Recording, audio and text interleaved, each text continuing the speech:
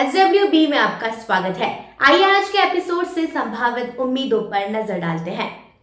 तेरी मेरी डोरिया में सीरत ने कहा कि वह मरने को तैयार है क्योंकि उसने मोंगा परिवार को शर्मसार किया है। इस बीच साहिबा ऑटो चालक से तेजी से चलाने की भीख मांग रही है क्योंकि उसे लगता है कि सीरत खतरे में है। इसलिए जैसे ही वाहन दुल्हन के पास गिरता है वह पूछने लगती है कि हर कोई अगर उसने सीरत को देखा है। सीरत की तस्वीर के साथ साहिबा का सवाल अंगद को भ्रमित करता है।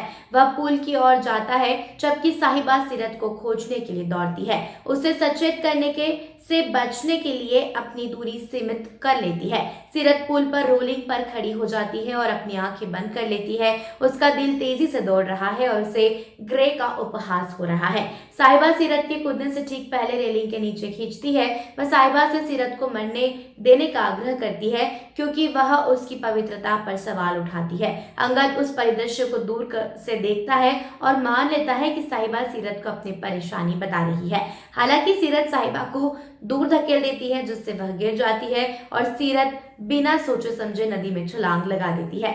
साहिबा चिल्लाती है क्योंकि वह पानी को देखती है और सुन्न हो जाती है जबकि सीरत और डूब जाती है।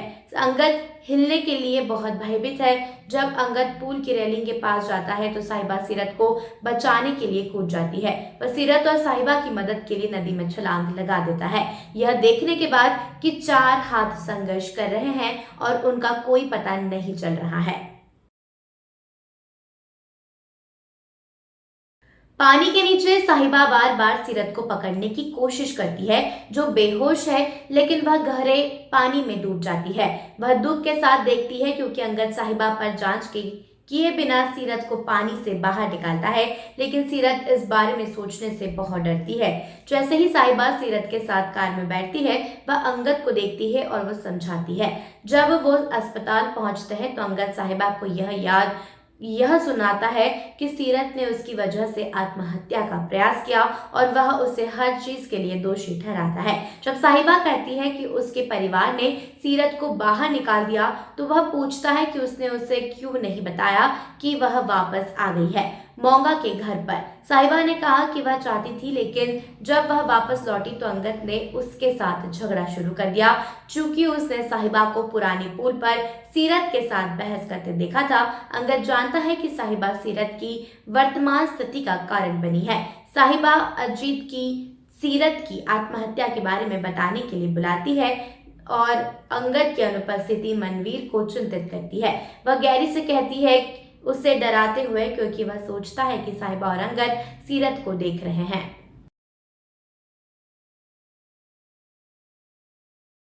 कथा अनकही में कथा तेजो की चौड़ी आंखों से को देखती है और उससे पूछती है कि वह उसे क्या बताना चाहती है। तेजो हालांकि सीधी नहीं होती है और कथा से कहती है कि वह केवल यह कहने की कोशिश कर रही है कि उसे केवल अपने बेटे पर ध्यान देना चाहिए और एक माँ के रूप में किसी और पर नहीं। तेजो के ये शब्द कथा की आत्मा को भेदते हैं क्योंकि वह एक ही समय में अपराध और अपमान महसूस करती है। तेजो चली जाती है जबकि कथा पानी का गिलास खाली करती है और वियान से नजरें मिलाए बिना ऊपर चढ़ जाती है। दूसरी ओर वियान खुद को यह सोचकर खुश करता है कि कथा ने उसे अस्वीकार नहीं किया। इसका मतलब है कि वह भी उसे पसंद करती है। वह छत पर चढ़ जाता है और मेहमानों के साथ बातचीत करता है क्योंकि वह बार बार कथा की तलाश में रहता है। रित तेजो के पास जाती है और यह कहकर फिर से कथा के खिलाफ अपना मन भर लेती है कि अगर कथा वियान के जीवन में आ जाती है तो वह एक नए बच्चे का पिता बनने की खुशी खो देगा और सीधे कथा के बड़े बच्चे की जिम्मेदारियां ले लेगा। दूसरी ओर कथा अपने परिवार और वियान दोनों की आंखों को नजरअंदाज करती है क्योंकि वह आरव के घर होने का बहाना बनाती है और फंक्शन छोड़कर चली जाती है। कुमकुम भाग्य में रणबीर और ऑगी उस स्थान पर जा रहे हैं जबकि रणबीर उसे कहता है कि उन्हें वहां जल्दी पहुंचना है। दूसरी ओर लाली प्राची को उस स्थान पर लेकर जाती है जहां शक्ति रहती है और प्राची को प्रवेश करते समय सावधान रहने के लिए कहती है। प्रवेश करने के बाद प्राची देखती है 3 गुंडे बैठे हुए आपस में बात कर रहे हैं। वह उनकी ओर दौड़ती है और उनसे खुशी के बारे में पूछती है। हालांकि वे लाली को भ्रमित करते हुए देखते हैं और वह उन्हें समझाती है कि बलबीर ने अपने दोस्तों की मदद से खुशी का अपहरण कर लिया है। शक्ति उसे बताती है कि वे सभी भी उसे बचा सकते हैं और वह उसकी मदद करेगा, लेकिन वह प्राची से 5 लाख रुपए मांगता है। प्राची हैरान होकर उसकी ओर देखती है, लेकिन वह बताता है कि अगर घोड़ा घास से दोस्ती करेगा तो वह खाएगा क्या। वहीं प्राची बुदबुदाती है कि उसे खुशी को हर तरह से बचाना है, जबकि वह उससे सहमत हो जाती है। शक्ति खुशी को खोजने के लिए उसके साथ निकल जाती है और प्राची से पूछती है कि वह लाली की बेटी के बारे में इतनी चिंतित क्यों है, लेकिन वह अब जवाब देती है खुशी उसकी बेटी जो उसे आश्चर्यचकित कर रही है। परिणीति में काव्या बेहद खुश महसूस कर रही है, क्योंकि अब प्रतीक्षा भी उसकी शादी को होने से नहीं रोक सकती। वह रवि की प्रशंसा करने के लिए देखती है, जो मंडप में उसके चेहरे पर गंभीर अभिव्यक्ति के साथ बैठा हुआ है, और रवि खुद को याद दिलाता है कि वह सही कर रहा है। इस बीच प्रतीक्षा के संघर्ष के बावजूद गुंडे प्रतीक्षा को अलमारी में बंद करने के लिए कमरे में घसीटते हैं। प्रतीक्षा अलमारी का दरवाजा पीटती रहती है और चिल्लाती रहती है, किसी से उसे खोलने के लिए विनती करती है। उसी समय आदित्य और दीपांशु वे परी को उसी कमरे में रखते हैं जिसमें प्रतीक्षा अलमारी में बंद है, लेकिन वो प्रतिभा की गुहार नहीं सुन पाते। आदित्य और दीपांशु के चले जाने के बाद परी शोर सुनकर अचानक उसकी नींद खुल जाती है।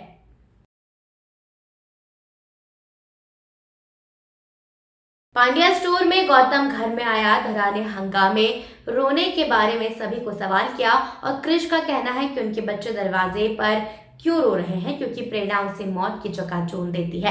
क्रिश और शिवा धरा को उदास छोड़ देते हैं।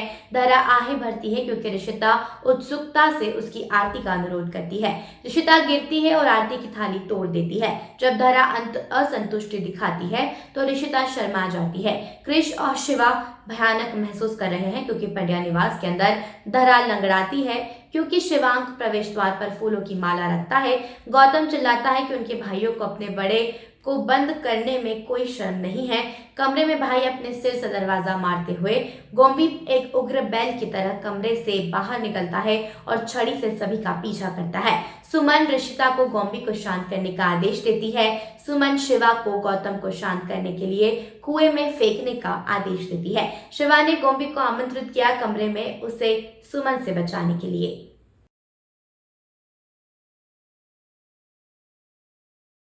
कुंडली भाग्य में करण पिता को देखकर कार से बाहर निकलता है और उसे दुकान पर जाता है जहां उसने उसे देखा था। इस बीच ऋषभ करण को बुलाता है और उसके अजीब व्यवहार के बारे में सोचते हुए उसके पीछे भागता है। हालांकि करण के वहां लौटने से पहले प्रीता काफी पहले जा चुकी होती है और एक बार फिर निराश महसूस करती है। इस बीच राखी करीना को करण को बुलाने के लिए कहती है और उसे शौर्य के बारे में पूछती है, क्योंकि वह उसके लौटने तक खाना नहीं खाएगी। हालांकि दादी ने राखी से कहा कि अगर वह अभी नहीं खाएगी तो वह भी खाना नहीं खाएगी, लेकिन उसे बहुत भारी दवाई लेनी पड़ती है। राखी भावनात्मक रूप से प्रभावित हो जाती है और खाने के लिए राजी हो जाती है, जबकि महेश अपनी माँ को हाई फाइव करता है। दूसरी ओर करण के जाने के बाद राजवीर धम्म से बैठ जाता है और खुश होता है कि कम से कम करण उसके नहीं तो शौर्य के पिता बन रहे हैं।